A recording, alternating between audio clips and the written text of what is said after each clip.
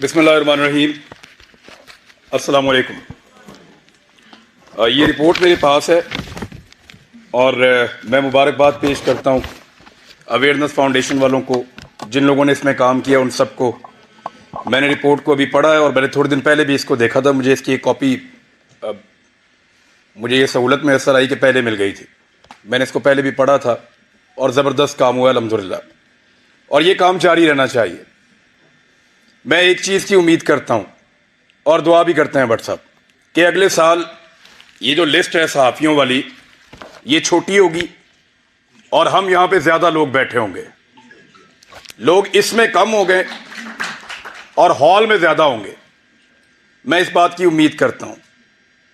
میں کیونکہ تنقید کرتا ہوں بہت کھل کر, اور مجھے عادت ہے بہت کھل کر بات کرنے کی, تو میں ان سب کو ویلکم کرتا ہوں جو بھی تنقید کرنا چاہتا ہے.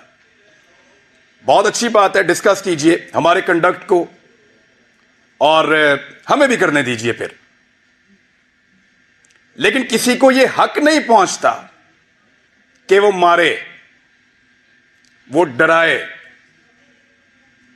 وہ جبر کرے. یہاں سب لوگ یہ بات کر رہے تھے کہ اکٹھا ہونا پڑے گا, یونٹی ہونی چاہیے. تو مجھے وہ سمپلی ایک دو لائنیں یاد آ گئیں کہ جبر کا موسم کب بدلے گا, جبر کا موسم کب بدلے گا, ہم بدلیں گے تب بدلے گا, اور بدلے گا, ضرور بدلے گا. میں کچھ چیزیں بڑی کلیئر کر دینا چاہتا ہوں اگلے 2-4 منٹ کے اندر, کوئی غلط فہمی رہے نا. کھل کر بات کر لیتے ہیں. ہمارے اوپر پرچے دینے کی اوقات پولیٹیشنز کی نہیں ہے. یہ کیا بیچتے ہیں پرچہ دیں گے ہم پہ, کمزور لوگ, بزدل. یہ عمران خان پرچہ کروائے گا, نواز شریف کروائے گا, آصف زرداری پرچہ کروائے گا ہم پہ. یہ اوقات ہے پرچہ دینے کی ان کی. بٹ صاحب نہیں کروا سکتے. یہ ان کی کیا جرات ہے کہ ہمارے اوپر پرچہ کروائیں. پرچہ میرے پہ ہو یا میر شکیل پہ ہو, ارشد شریف پہ ہو یا صابر شاکر پہ ہو, سمی بھائی پہ ہو یا بٹ صاحب آپ کے اوپر ہو یا ضمیر بھائی آپ کے اوپر ہو, یہ نہیں کروا سکتے پرچہ. یہ جو پرچہ ہمارے اوپر ہوتا ہے نا بغاوت کا, غداری کا, اس کے کاپی رائٹ ہی نہیں ہے پولیٹیشنز کے پاس. ہر چیز کے کاپی رائٹس ہوتے ہیں نا. یہ جو ریاست سے بغاوت کا اور غداری کا مقدمہ ہے, اس کے کاپی رائٹ ان سیاستدانوں کے پاس نہیں ہے, وہ ان کے ابا جی کے پاس ہیں, پاکستان کی اسٹیبلشمنٹ کے پاس ہیں کاپی رائٹس. غداری کا پرچہ, بغاوت کا پرچہ, وہ ہم پہ کروائیں گے. دنیا کے کسی ملک میں یہ پرچے نہیں ہو رہے, کیونکہ سب ملکوں کو اس بات کا یقین ہے کہ اس ملک میں رہنے والے شہری اس ملک کے وفادار ہیں. صرف پاکستان کے اندر اسٹیبلشمنٹ کو اس بات کا شک ابھی باقی ہے کہ یہاں پہ غدار بھی ہیں اور باغی بھی ہیں. کیوں شک کرتے ہو؟ کیا مسئلہ ہے آپ کا؟ یہ کہنا چاہیے, وہ نہیں کہنا چاہیے. سوال ہی تو پوچھتے ہیں, ہم کرتے کیا ہے. یعنی عجیب و غریب قسم کے سٹینڈرڈز پاکستان میں بنائے ہوئے ہیں. میں کچھ چیزیں آپ کے سامنے رکھ دیتا ہوں, پاکستان کی اسٹیبلشمنٹ سے کھلی میں سامنے بات کر دیتا ہوں. آپ غیروں کی جنگ میں ہمیں دھکیل دیں تو آپ محب وطن ہیں, اور ہم آپ سے یہ پوچھیں کہ اتنے سارے بندے کیوں مارے جا رہے ہیں, تو ہم غدار بھی ہیں اور باغی بھی ہیں. آپ بند کمروں کے اندر فیصلے کریں اس ملک کے 22 کروڑ عوام کے, تو آپ محب وطن ہیں. ہم آپ سے پوچھیں کہ ان فیصلوں کے نتائج پہ نظر دیکھیے, بتائیں کہ یہ حالات کیوں ہوئے, تو ہم غدار ہیں.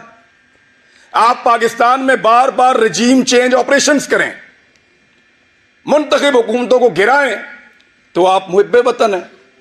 ہم آپ سے پوچھیں کہ یہ کیوں کیا, تو ہم غدار بھی ہیں اور ہم باغی بھی ہیں. آپ وزیر اعظموں کے انٹرویوز کریں اور فیصلہ کریں کہ اس کو بنانا ہے اور اس کو نہیں بنانا, تو آپ محب وطن ہیں. اور ہم جب یہ کہیں کہ جناب عوام کا فیصلہ ہونا چاہیے, یہ 22 کروڑ لوگ ہیں, کیڑے مکوڑے نہیں ہیں, تو ہم غدار بھی ہیں اور ہم باغی بھی ہیں.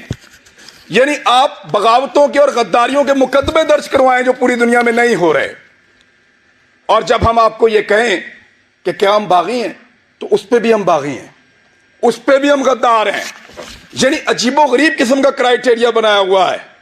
آپ ہمارے لیے हमारे मुल्क की जमीन को तंग कर दें तो आप मुहिब्बे वतन हैं, और हम अपनी जमीन पे आजादी से रहने का हक मांगें तो हम गद्दार हैं, हम बागी हैं।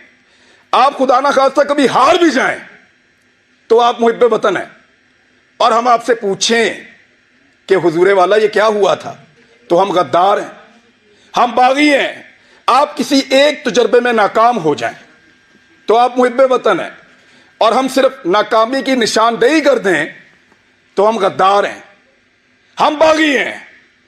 हम हंसे तो गद्दार हैं, रोएं तो गद्दार हैं, बोलें तो गद्दार हैं, चुप रहें तो गद्दार हैं, बात करें तो गद्दार हैं, ना करें तो गद्दार हैं, हम सवाल करें तो गद्दार हैं, जवाब मांगे तो गद्दार हैं, जवाब ना देने पर रिएक्ट करें फिर गद्दार हैं।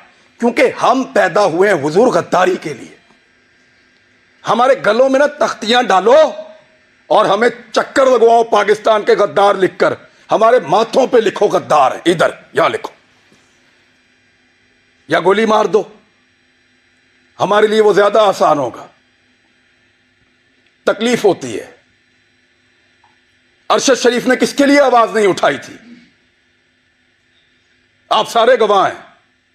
जिसको मार पड़ी वो उसका शदीद तरीन मुखालिफ होने के बावजूद कहता रहा कि गलत मारा है। तो तकलीफ होती है ना। भट्ट साहब नाकामी थी हमारी, उसका हम पे एतबार खत्म हो गया। भट्ट साहब उसको पता चल गया अब उसका बोझ नहीं उठा सकते, वो इसलिए मुल्क छोड़ के गया था। उन्होंने पता लग गया ताड़े तो गल उत्ते हुण, हम पे उसका एतबार खत्म हो गया था। तकलीफ होती है, चुप करके निकल लिया। इन्होंने मजाक उड़ाया उसकी तस्वीर दिखा दिखा कर, हमारे इख्तलाफात को हमारे खिलाफ इस्तेमाल किया, हमारे लोगों को तस्वीर भेजी कि ये देखो भाग रहा है, फोटो लगाओ सोशल मीडिया पे, गंदा करो इसको, भाग रहा है। और बुज़दिल नहीं था, बुज़दिल होता तो तुम्हारे साथ डील करता, तुम उसकी मिन्नतें कर रहे थे डील के लिए। रोज उसे कहते थे कि आओ बात करें, रोज उसे कहते थे कि आओ सरेंडर करो हमारे सामने। उसके बच्चों को थ्रेट, उसकी फैमिली को थ्रेट। अकेला था, उसको पता था सबको उसने अकेले ने संभालना है, कोई और तो नहीं था उसके साथ। जाओ पूछो उसकी मां से, मैं मिलकर आया हूं उस दिन। सारी बातें करने के बाद, पूरा हौसला देने के बाद, आखिर में वो कहती है कि अरशद तो नहीं है ना, जो कुछ भी हो अरशद तो नहीं आएगा अब। हम पे उसका एतबार खत्म हो गया था, इसी काबिल हैं हम पे भरोसा नहीं था उसका, इसलिए वो यहां से गया।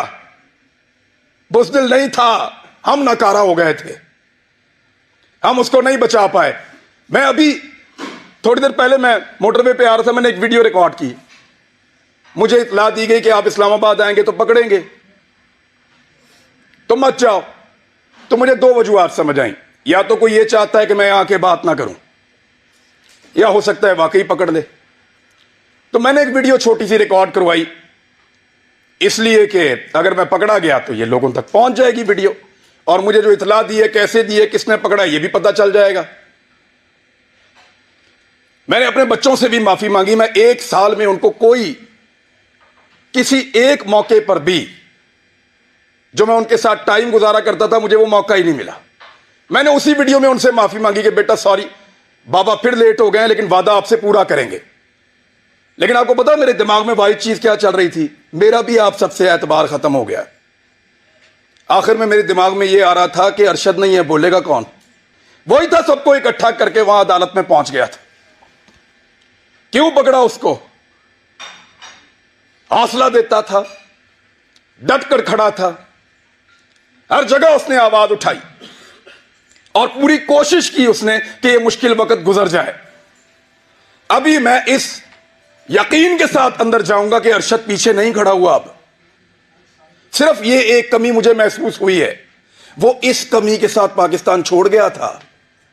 वो तकलीफ मैंने आज पहली मर्तबा महसूस की है कि जब वो ये मुल्क छोड़कर जा रहा था तो वो कितना बेबस था, और उसका हमने मजाक उड़ाया कि फलां फ्लाइट से निकल गया, اس طرح نکل گیا, اس طرح بھاگ لیا. اس نے مجھے فون پہ بتایا, عمران تجھے پتا ہے میں کیمرے میں جان بوجھ کر مسکرا رہا تھا, وہ اس لیے کہ مجھے پتا تھا یہ میرا مذاق اڑائیں گے. مذاق اڑاتے ہو یار, پہلے زمین تنگ کرتے ہو, پھر کوئی یہاں سے چلا جائے تو اس کا مذاق اڑاتے ہو. کیا بندوق لے کر تمہارے گلے پڑ جائے وہ؟ بھائی بولنے کا کام ہے, اس کا صحافی ہے وہ اپنی صحافت سے ٹکر دے رہا تھا, دیتا رہے گا, شہید ہے, تمہارے لیے نشان عبرت بنے گا وہ. میں نے پہلے کہا تھا, آج پھر کہہ رہا ہوں کہ تمہیں صرف مارنا آتا ہے, ہمیں اور بہت کچھ آتا ہے, اور وہ ہم انشاءاللہ کر کے دکھائیں گے. صرف ہمیں مارنا نہیں آتا.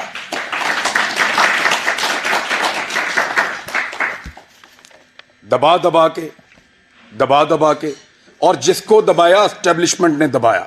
حامد میر کا پروگرام میں بڑا خوش تھا اس دور میں جب بند ہوا, کیونکہ ہم بھی ایک عجیب و غریب دنیا میں رہتے تھے. معاشرت علوم کی کتابیں پڑھ کے آئے ہوئے تھے, لگتا تھا سارے ہیرو ہیں, اسٹیبلشمنٹ پاکستان کی بہت وفادار ہے. سچی بات ہے, کسی کی آنکھیں پہلے کھل گئیں, کسی کی بعد میں کھل گئیں, لیکن اچھی بات ہے کھل گئی. لیکن مفادات کی پٹی باندھ کے کبھی آنکھ بند نہیں کی الحمدللہ.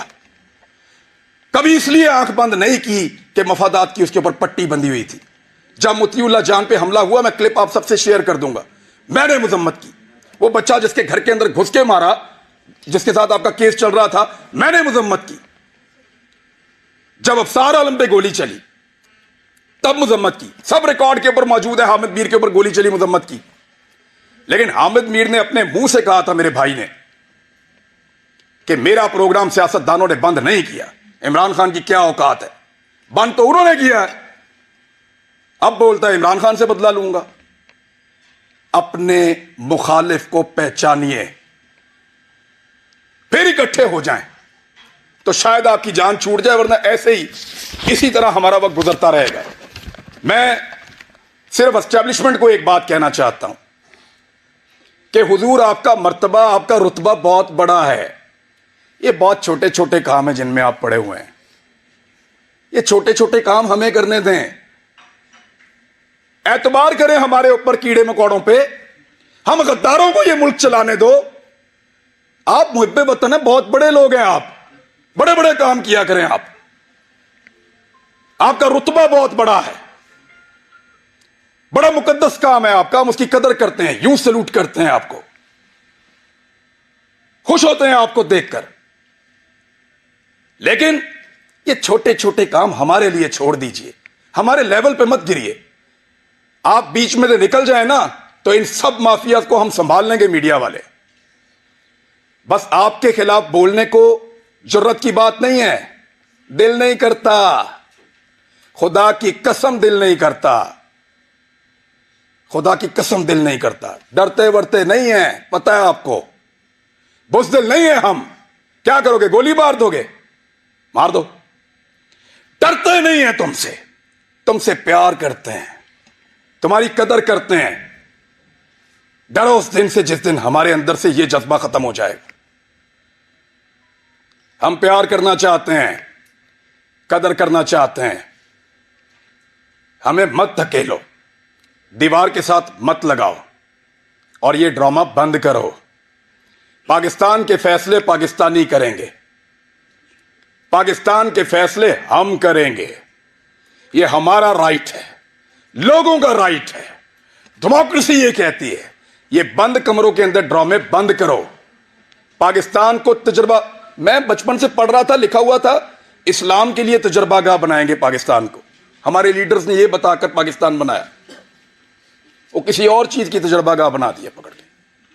اس کو پکڑ لو, اس کو ننگا کر لو, اس کو ڈنڈے مارو, اس کے کپڑے اتار دو, اس کو گھسیٹ کے وہاں پہ لے جاؤ, اس کو جگاتے رہو, اس کو شہروں میں پھراؤ. عجیب ڈرامے بازی ہے یار. وہ یہ ملک کیا بنا دیا آپ نے اس کو. آپ کے اپنے گھروں میں بچے نہیں ہیں, یعنی ہمیں ڈیوائڈ کر کے ہم پہ رول کر رہا ہے. پہلے گورا کر رہا تھا, اب اسٹیبلشمنٹ کر رہی ہے. اس سے اگر نکلنا ہے نا تو ایک بار سوچنا پڑے گا. میں نے یہاں کسی کو تنقید کا نشانہ نہیں بنایا, میں نے صرف بتایا ہے کہ وہ کون ہے جو ہم سب کو ڈیمیج کر رہا ہے. اس موقع سے ہمیں فائدہ اٹھانا چاہیے.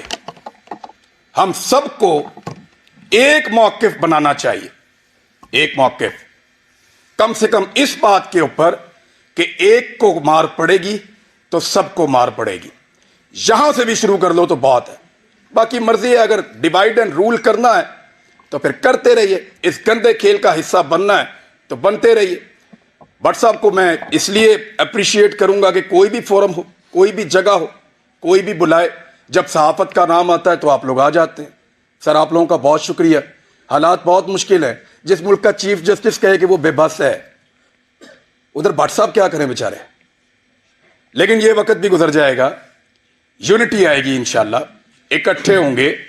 اور ہم نہیں چاہتے کہ ہم اپنی اسٹیبلشمنٹ کا مقابلہ کریں. بعد آ جاؤ. اب تک کے لیے اتنا ہی. Thank you.